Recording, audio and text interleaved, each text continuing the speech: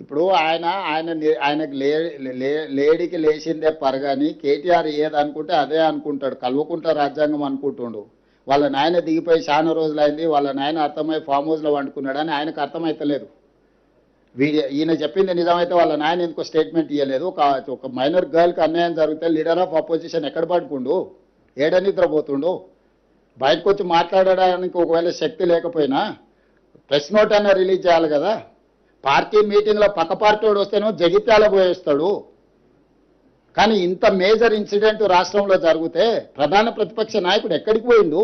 స్పందించాడా? ఆయనకు బాధ్యత లేదా? మీరు ఎప్పుడన్నా అడిగినరా ప్రతిపక్ష నాయకుడు ఏం చేస్తున్నాడు? ఒక మైనర్ గర్ల్కి ఇంత అన్యాయం జరిగితే స్పందించాలి, ఆ బాధిత కుటుంబానికి అండగా నిలబడాలి ప్రతిపక్ష నాయకుడు. 10 ఏళ్ళు ముఖ్యమంత్రి ఉన్న చంద్రశేఖరరావు అధికారం ఉంటేనే బయటకు వస్తావా, లేకపోతే ఫామ్ హౌస్లో పండుకుంటావా అని ఎందుకు ఒక్కరన్నా మీరు అడగకపోతే? ఆయన కాదు, ఆయన తరఫున ఒకళ్ళతో పుచ్చుకున్న బంట్రోతులు ఉంది కదా, బంట్రోతులను అడగండి.